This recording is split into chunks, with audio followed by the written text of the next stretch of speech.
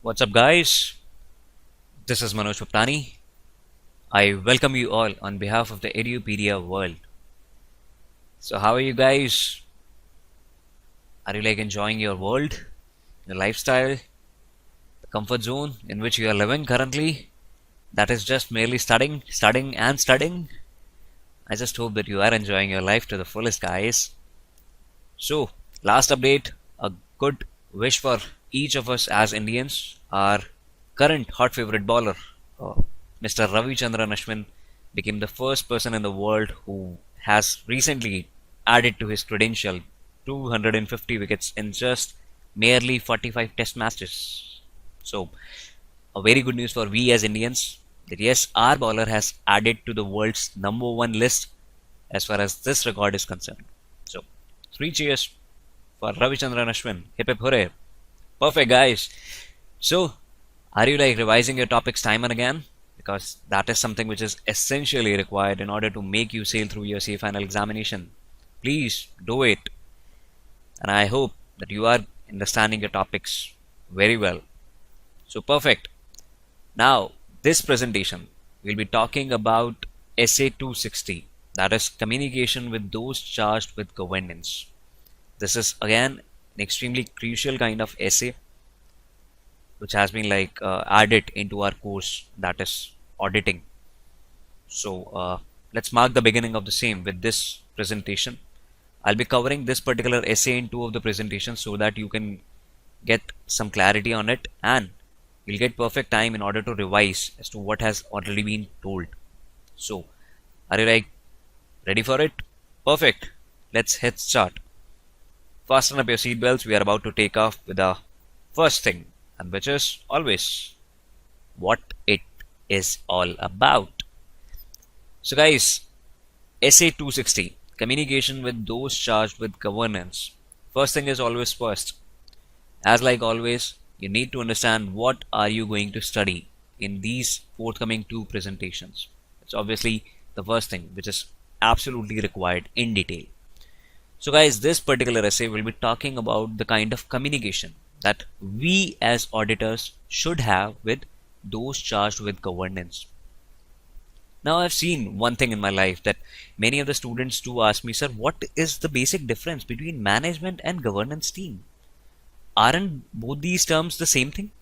No, they look same at the first initial level, but however, both the terms are different. Okay. Management is something which is basically these are the persons who are uh, likely to handle out the executive responsibility for any of the company for conduct of its operations, regular day-to-day operations. These are the persons who have been appointed with some executive kind of responsibility. Whereas if I'll talk about the persons who are termed as those charged with governance, basically these are the persons who have the responsibility of overseeing the strategic decisions of the entity. So one basically takes care of its executive nature, its operations, executive responsibility, that is the management. Whereas if I'll talk about the persons who are being charged with the governance issues, so these are basically the persons who just take merely the strategic decisions of the entity.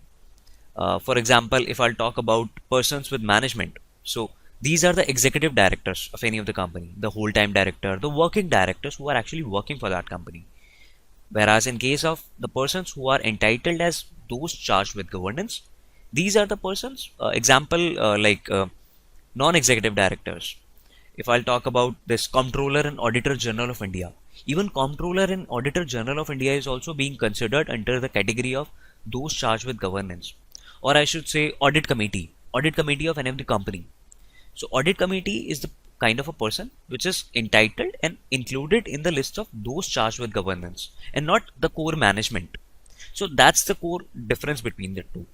I'll be talking about it more in my next slide, so you'll get to know about the same, but I wanted to give you some brief kind of idea because many people do get confused about this term that, sir, don't we think that management and those charged with governance are on the same and the parallel lines?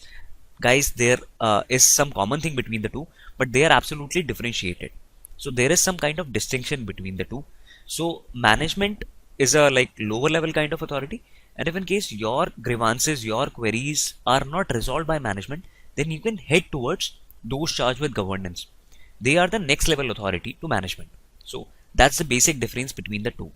Okay, so in this particular essay, we are going to study about the kind of communication that an auditor should be required or should need to have with those charged with governance team. So this particular essay defines the concept of governance team as distinguished from management.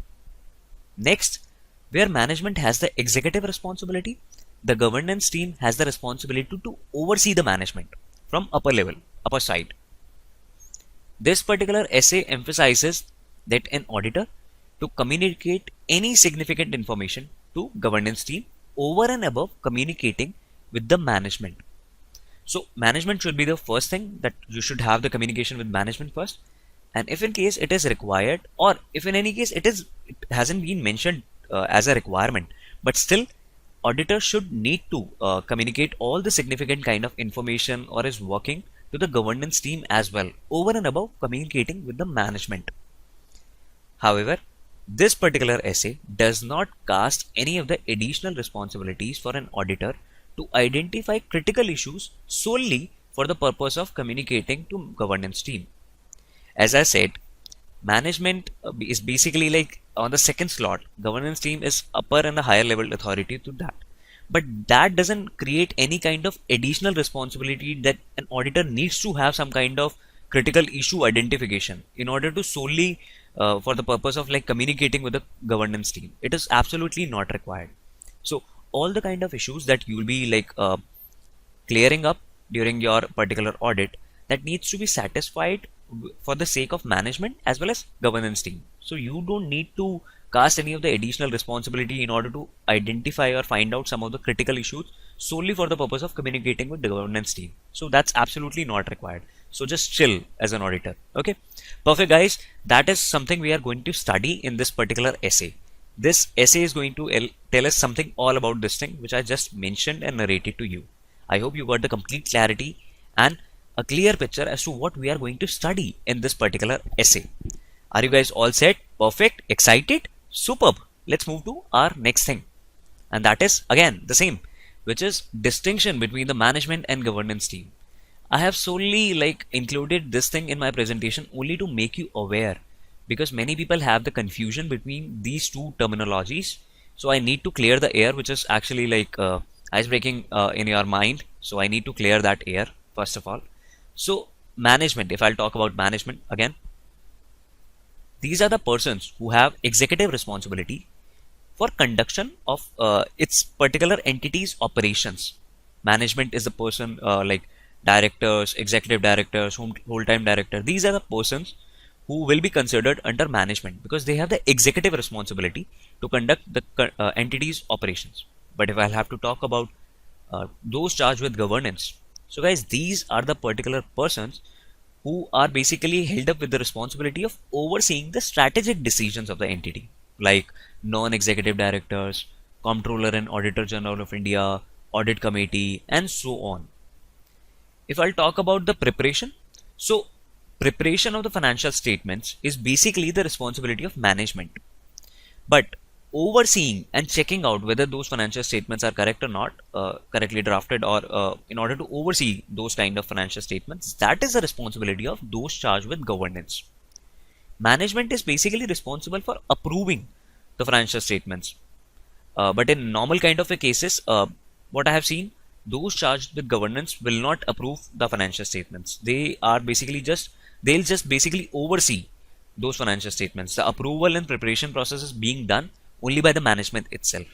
So management basically forms part, integral kind of like integral part of the operations. Management forms an integral part of operations, whereas in case of those charged with governance, they may or may not take any part in the day-to-day operations of the entity, just like Comptroller and Auditor General of India. So I haven't seen or heard about this thing, that Comptroller and Auditor General of India, which is usually appointed by the government area for all the government-based companies. So they don't take part in their day-to-day operations of any of the company. So they had a wish that solely on their discretion, they may or may not take part in day-to-day operations. Whereas in case of management, they need to be a part of its day-to-day operations. They form an integral part of operations accordingly. So that's the difference between a management and those charged with governance. I hope you guys got the complete clarity with respect to both these terminologies, these two different persons. So kindly clear your mind. So whenever the next time any of the person asks you up, guy, dude, girl, tell me, is management and TCWG the same thing? Absolutely not. You'll have to prepare them and tell them accordingly that these two terminologies are different. Perfect, guys. Let's move to the next segment, and that is features of those charged with governance. So, guys, in some cases, those charged with governance are like totally different from management. Just now, I briefed you up like Comptroller and Auditor General of India, CAG. They form part of TCWG, and directors of like some government company forms part of its management. So this is the basic difference between the two. CAG will form part of TCWG, whereas the directors of that government company will form part of its management, because directors are going to take care of its overall day-to-day operations. That might be whole-time director, they may be executive directors, whereas CAG will certainly form part of just their TCWG. So in some cases, TCWG is totally different from management, as I just told you up. But whereas in some cases, it might be possible that TCWG includes management also. Supposedly, if I'll talk about any of the example for a very small kind of private limited company. So in private limited company, we all are aware that they usually have their executive directors only. Minimum requirement is 2. So private limited company doesn't have many of the directors on its board usually. So all these directors are usually executive in nature only. So they take part in their day-to-day operations of that private limited company entirely. So they are themselves the TCWG of that, and they are themselves the management of that company. So in some cases, TCWG is completely different from management, while in some cases, TCWG basically includes management too. So that's one thing. That's one of the feature for those charged with governance. Second thing, TCWG may be a collective kind of responsibility for a governing body. For example, audit committee is a group of directors. Complete, perfect. We all are aware of this fact that audit committee is basically a group of directors itself. So TCWG may be a collective responsibility of a governing body. Alternatively, TCWG could be an individual responsibility also, like in case of any kind of sole proprietorship concern. Supposedly, many of our viewers, you as students, would be having their dad or particularly mom working for some of the business, okay, and they are running it in a sole proprietorship basis, okay. So they are individually taking care of their one business. Only one person is taking care of one business. So in that case, TCWG could be the individual responsibility also, because your father in the business that he is running currently. So he is the only management, he is the only TCWG as well. So it could be an individual responsibility also. The proprietor is the TCWG, and the manager, basically manager, chief accountant, any of the person who have been like appointed by your dad in order to run that business will form part of that management. So in that case, TCWG may be a collective responsibility of a governing body. Just now I told you about audit committee, and alternatively, TCWG could also be an individual responsibility. So these are the basic two features of those charged with governance. I hope you guys got the clear idea about these two things as well. Perfect, guys. Now, the next thing that has to be understood now is auditor's objective. So what's the auditor's objective in this particular case? First of all, auditor's objective should be to communicate clearly with those charged with governance about the responsibilities of auditor and planned scope and timing of the audit. So before starting any of the audit, what you usually do, you set your preferences and responsibility set forth clearly at the desk of TCWG while you start any of the audit. Why? Because you need to communicate them. What is your responsibility with that particular audit? Next, just after discussing your preferences and responsibilities during that period of time, you usually plan the scope and timing of audit. As in my case, if I'll have to provide you some example, during my audit with one of the big fours, there has to be like some of the things when in a particular quarter, we used to have one particular scope area, just like fixed asset. Okay. In another quarter, we used to cover production. In another quarter, we used to cover HR. In another quarter, we used to cover like inventory, purchase. So this way you draft your planned scope, and thereby you tell the timing of the audit. Okay, sir, we are going to start our audit in this particular week of this particular month. So kindly have each and everything aligned accordingly. So you need to communicate with TCWG about your responsibilities as an auditor and the planned scope and audit and the timing of the audit in that case. So that should be your first objective as an auditor. Next thing will be obtain from TCWG, that is those charged with governance, the information which is relevant to audit. That should be your next objective, because you are there in order for performance of your audit. So you need to obtain the requisite, sufficient and appropriate information in order to draft your opinion on the same. So obtain from TCWG the information which is relevant to your audit. Next thing will be to provide the TCWG with timely observation. Okay, each and every person who is working in this world basically requires some amount of output. For every kind of input, whichever you are doing something, the person other on the next side of the table wants some kind of output from you. Whether you are working in a job or you are working in a business, everybody wants some output for every kind of input that they are actually providing you. So here TCWG and management are providing you an opportunity to audit. So they want your opinion out of it as an output. So provide TCWG with timely observation, which is extremely important.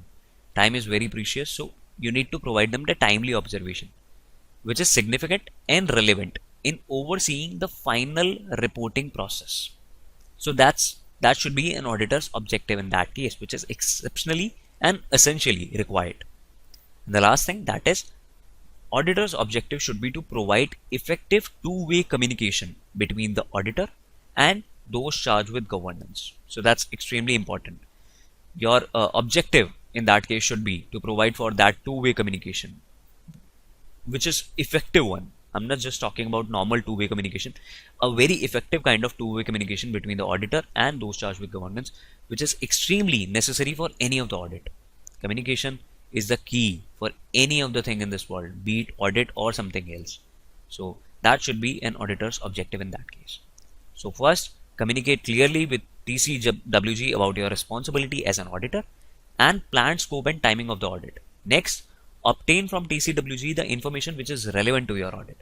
Third, provide TCWG with timely observation, which is significant and relevant in overseeing the final reporting process. And then finally, you should have that kind of effective two-way communication between an auditor and those charged with governance. Perfect, guys. I hope you guys got the complete clarity with the kind of things which is expected out of you as in your objective during any of the audit. Perfect. Let's move towards the next thing, and that is the duties. So duties are extremely important. Responsibilities are extremely important to be discharged in any of the audit. It's a necessary thing which cannot be declined in any of the thing. So with great powers come great responsibilities, as quoted by our very dear Spider-Man. So there are some of the duties which are required out of an auditor during an audit. So first of all, that is communication of significant matters that arise during an audit. So obviously the auditor should communicate any of the significant matters that arises during an audit, be it misstatements, be it fraud, be it any kind of control weakness. All these things, all these kind of significant matters which are usually arising during any kind of audit are required to be communicated to those charged with governance through a separate letter of communication. That's one thing that you need to do as an auditor. Next, identification of those charged with governance. So guys, an auditor shall identify the appropriate persons within the entity's governance structure with whom you as an auditor can communicate. You'll have to identify those appropriate persons. Be it any kind of case, okay, be it any audit, you need to have those particular persons, the appropriate one with whom you can have a discussion. You can't just roam around here or there or hang in air here or there with any kind of person who is available in that company. that company might be having like thousands of persons as their labor force or manpower over there. So that's just not going to fulfill your motive. If in case you'll be like roaming around and moving and talking to each and every citizen or person or that employee that you'll be meeting in that organization. So you need to have that kind of appropriate person in your list prior to your beginning of that audit. So you shall identify the appropriate persons within the entity's governance structure with whom you can communicate. The auditor basically shall also identify whether there is any kind of subgroup in that company with those charged with governance. For example, the audit committee.